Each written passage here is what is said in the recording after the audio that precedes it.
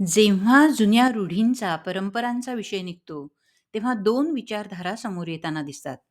एक म्हणते, "जुने जाऊ द्या मरणा लागून, जाळुनी अथवा पुरोनी टाका." आणि दुसरी म्हणते, "जुनं तेच सोनं." ह्या दोन विरोधाभासी विचारधारांपैकी एक किंवा दुसरी असेच मार्ग आहेत का? का दोन्हीमध्ये काही सुवर्णमध्य आहे? आपल्याला आंदण मिळालेले, पूर्वापार चालत आलेले जुने विचारांचे धागेदोरे घेऊन नव्या काळानुसार, माहितीनुसार ते विणून सुंदर मिलाफ साधणारी नित्य नवी संस्कृती आपण निर्माण करू शकतो का? हे जाणण्याचा, आचरणात आणण्याचा एक प्रयत्न आपण इथे करतो. नमस्कार, तुम्ही ऐकत आहात पॉडकास्ट काही जुनं काही नवं. मी आहे रोहिणी अभ्यंकर.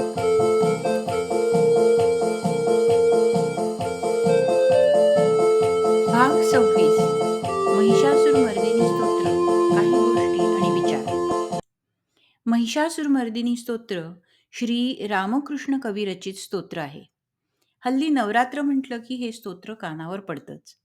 अनेकदा ऐकल्यावर ह्या स्तोत्राचा अर्थ शोधून वाचला आणि त्या अनुषंगाने येणाऱ्या इतरही गोष्टींचं वाचन केलं. या स्तोत्राचं पहिलं कडवं असं: ऐगिरी नंदिनी नंदित मेदिनी विश्वविनोदिनी नंदनुते गिरिवर विंध्य शिरोदिनी वासिनी विष्णुविलासिनी जिष्णुनुते भगवती हे शितिकंठ कुटुंबिनी भूरी कृते जय जय हे महिषासुरमर्दिनी रम्यकपर्दिनी शैलसुते. आणि त्याचा अर्थ असा: हे पर्वतकन्ये, सर्व जगाला आनंद देणारी, हे विश्वच जिच्या खेळण्याची जागा आहे, नंदाने जिची स्तुती केली आहे, जी विंध्य पर्वतावर निवास करणारी आहे, विष्णूला रिझवणारी आहे, इंद्राने जिची स्तुती गायली आहे, हे भगवती, जी शिवपत्नी आहे, जी जगाशी अनेक नाती जोडून आहे, जिच्यामुळे जगात विपुलता आहे, तुझा विजय असो. महिषासुराला वधणारी, सुंदर केशसंभाराने तळपणारी पर्वतकन्या. ह्या स्तोत्राच्या अर्थासाठी इंटरनेटवर सहज उपलब्ध असलेल्या पण विश्वासार्ह 1-2 लिंक खाली दिल्या आहेत. तसंच मी ज्या वाचनाचा आजच्या ह्या पॉडकास्टच्या भागासाठी आधार घेतला, त्याचे आणि इतरही काही दुवे खाली दिले आहेत. थोडक्यात अर्थासंबंधी कल्पना घ्यायची झाली, तर हे स्तोत्र अनेक रूपात प्रकट होणाऱ्या शक्तीचं वर्णन आहे, स्तुती आहे, तिला केलेलं आवाहन आहे, पत्करलेली शरणागती आहे.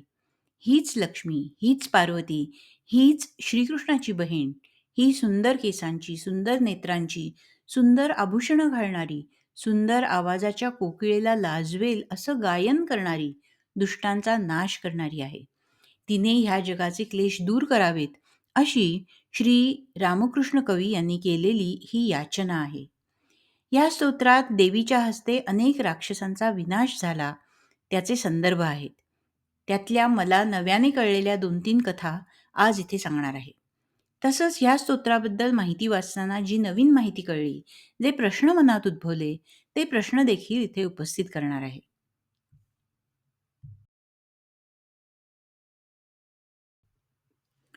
कुठल्याही धर्माची घडण समाजाबरोबर होत असते. समाज बदलतो तसं धर्माचं आधुनिकीकरण होत जातं, हे आपण बघितलं आहे, अनुभवलं आहे. शक्ती उपासनेची प्रथा आदिवासी टोळ्यांमध्ये उगम पावल्याचे दाखले संशोधकांनी दिले आहेत. पण मग सर्वसाधारण समाजात, सनातन धर्मात ही शक्ती उपासना कशी रुजली? सर्वप्रथम वेद प्रमाण झाले, तेव्हापासून वेदातील देवता म्हणजे इंद्र, सूर्य, वरुण, मरुत ह्या देवता प्रमाण मानल्या गेल्या. त्यांच्यानंतर शंकर, विष्णू, राम, कृष्ण ह्या देवतांची उत्पत्ती झाली. मग शैव, वैष्णव असे पंथ निर्माण झाले. त्याच्यानंतर शक्ती उपासना विंध्याचलच्या आसपास उगम पावली आणि पूर्वेला बंगालपर्यंत पोचली. ही पुरुषप्रधान समाजात स्त्री शक्ती पूजेची उत्क्रांती का बरं झाली असावी? शैव वैष्णव पंथाचं एकीकरण करण्यासाठी? एक नवा मार्ग म्हणून ह्याची निर्मिती झाली असावी? का स्त्रियांना समाजात मानाचं स्थान मिळावं म्हणून? देवी महात्म्य किंवा सप्तशती म्हणजे 700 श्लोकांचा संग्रह आहे. साधारण 9व्या शतकात देवी महात्म्य रचलं गेलं असं संशोधकांचं मत आहे. ते मार्कंडेय पुराणात आढळतं. त्यात देवीची माहिती आणि अनेक कथा आहेत. मुख्यतः देवीने वेगवेगळ्या रूपात येऊन कसा अनेक राक्षसांचा संहार केला आहे त्याचं सविस्तर वर्णन आहे. राक्षसांची नावं मधुकैटभ, शुंभ-निशुंभ, दुर्धर-दुर्मुख, महिषासुर आणि इतर अनेक अशी आहेत. अनेक राक्षसांच्या संहाराच्या गोष्टींचा ह्या सप्तशतीमध्ये समावेश आहे. स्त्री शक्तीची उपासना पुरुषप्रधान समाजात का बरं झाली असावी? तर त्याचं मला सापडलेलं उत्तर असं. विश्वाच्या निर्मितीसाठी, विश्व चालण्यासाठी जी ऊर्जा लागते, ती ऊर्जा 2 रूपात प्रकट होते. संभाव्य आणि गतिज ऊर्जा म्हणजेच पोटेन्शियल आणि कायनेटिक एनर्जी. तिची इतर नावं म्हणजेच पुरुष आणि प्रकृती, शिव आणि शक्ती, ब्रह्म आणि माया.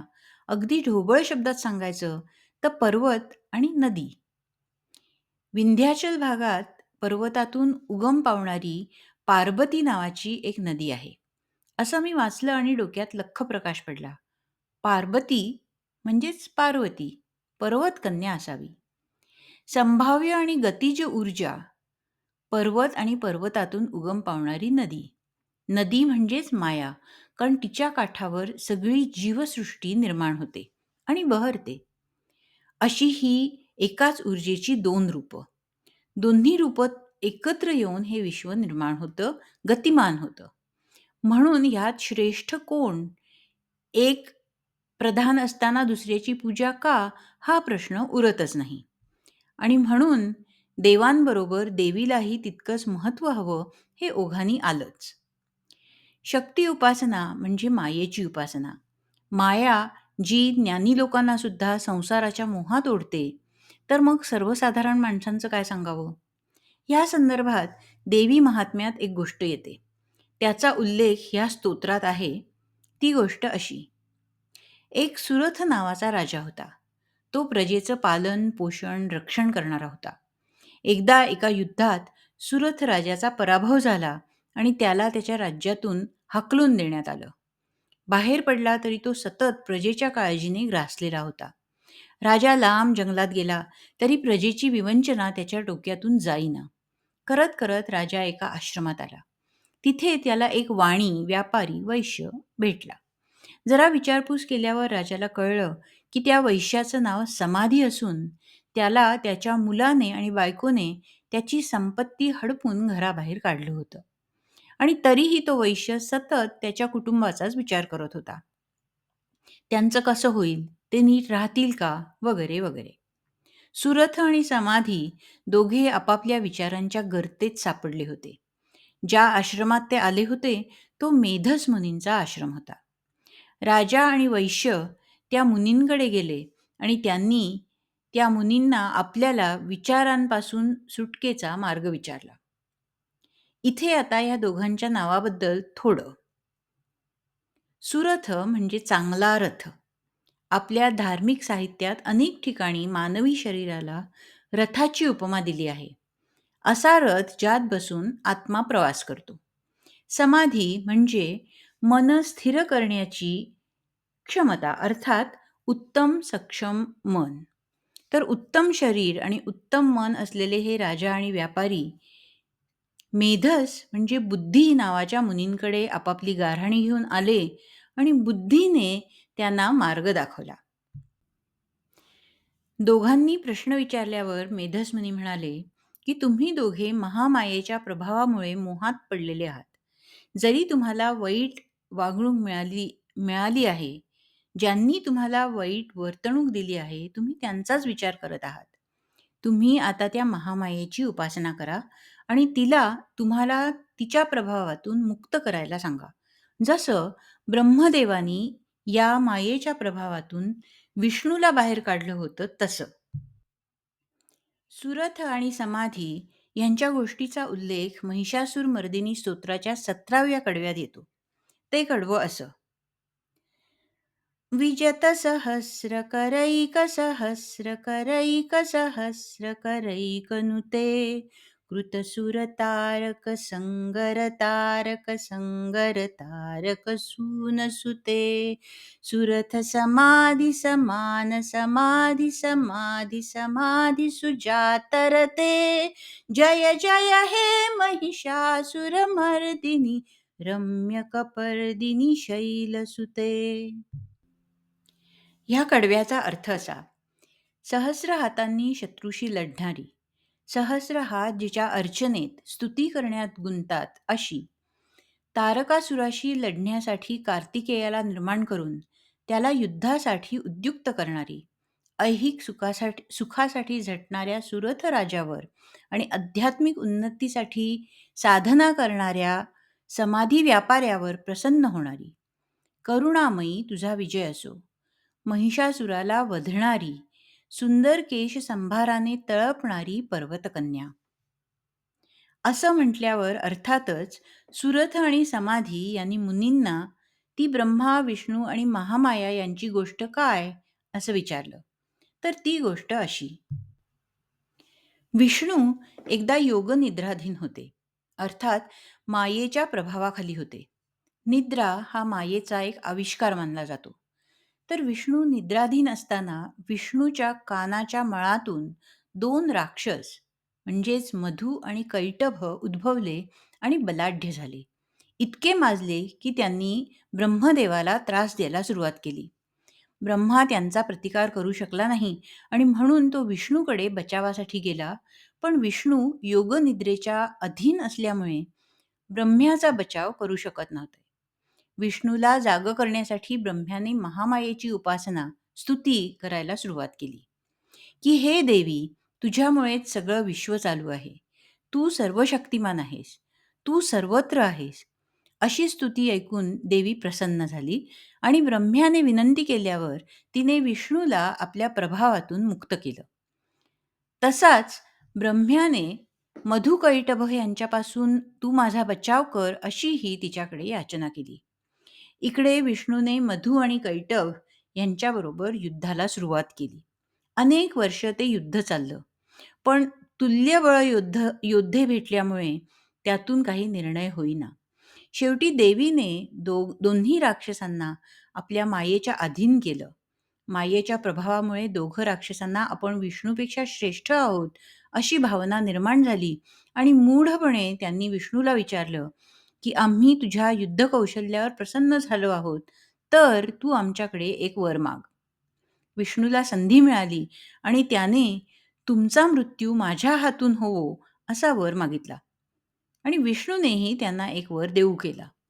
राक्षसांना त्यांची फसगत झाल्याची जाणीव झाली, पण तरीही शेवटचा बचावाचा प्रयत्न म्हणून त्यांनी विष्णूकडे मागणी केली, की जो पृथ्वीचा भाग पाण्याखाली नसेल तिथे आमचा मृत्यू होवो. तेव्हा सगळी पृथ्वीच जलमय होती. पण विष्णूने त्यांना वर बहाल केला आणि विशाल रूप धारण केलं.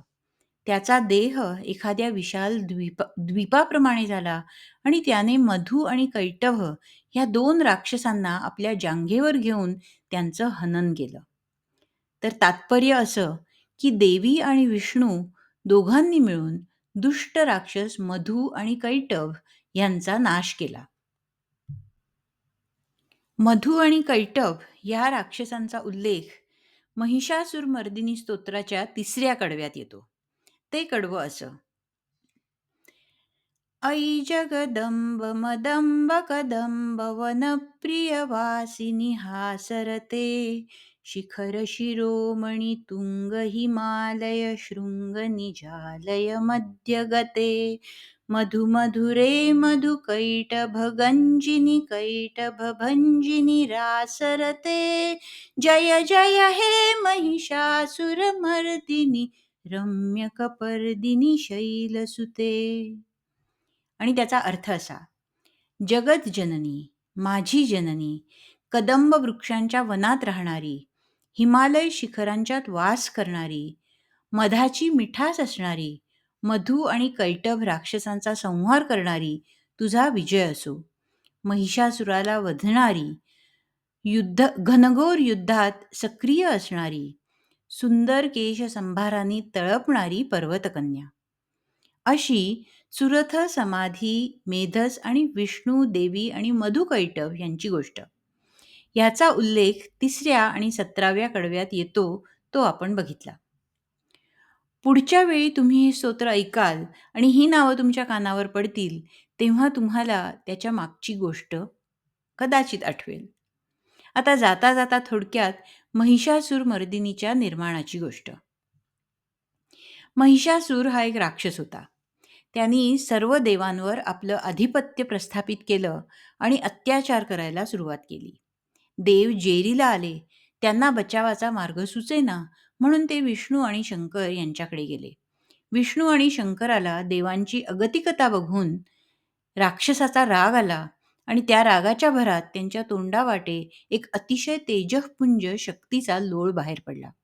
सर्व सर्व देवदेवतांनी तिचं एक एक अंग घडवलं आणि आपापली प्रतिशस्त्रास्त्र निर्माण करून तिला दिली. उदाहरणार्थ, शंकराने त्याच्या त्रिशूळातून अजून एक त्रिशूळ निर्माण करून ते देवीला दिलं.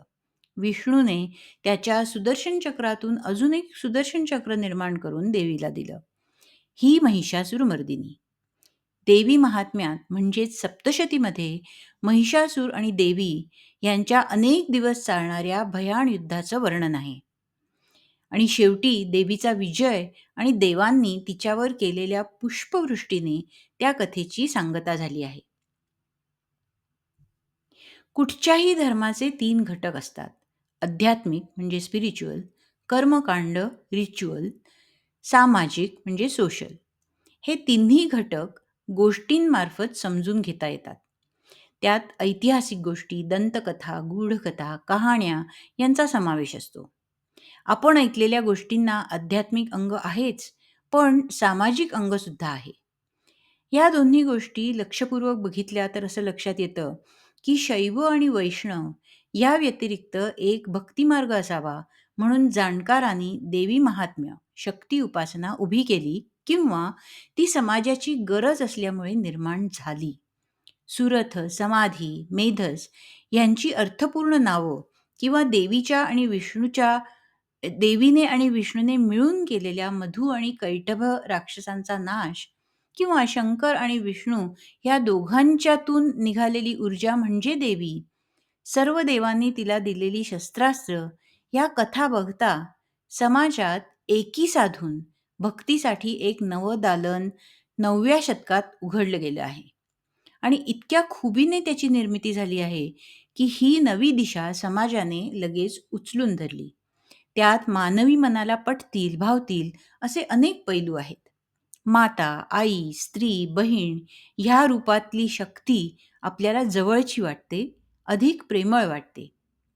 ही महिषासुरमर्दिनी बाहेरच्या महिषासुराचा वध तर करतेच, पण ती आपल्या आतल्या महिषासुराचा वध देखील करते. आपल्या आत असे अनेक ताकदवान मोहरूपी राक्षस असतात, जे आपल्या काबूत येत नाहीत. जेव्हा अशी परिस्थिती उद्भवते, तेव्हा जर देवीची उपासना केली, तर ती या शत्रूंना आपल्या काबूत आणण्यासाठी आपल्याला लढण्याची शक्ती देते, बळ देते, असं ज्ञानी लोक सांगतात. तर आजच्या ह्या नवरात्रात रणचंडी महिषासुरमर्दिनी मदतीच्या वेळेस धावून येवोच, पण इतर वेळीही सौम्य स्वरूपातली दुर्गा आपल्यावर कायम प्रसन्न राहो अशी प्रार्थना करते.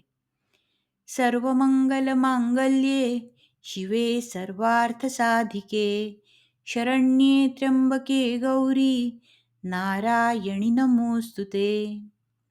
आता इथे थांबायची वेळ झाली आहे. पुढच्या भागात पुन्हा भेटू. तोपर्यंत नमस्कार.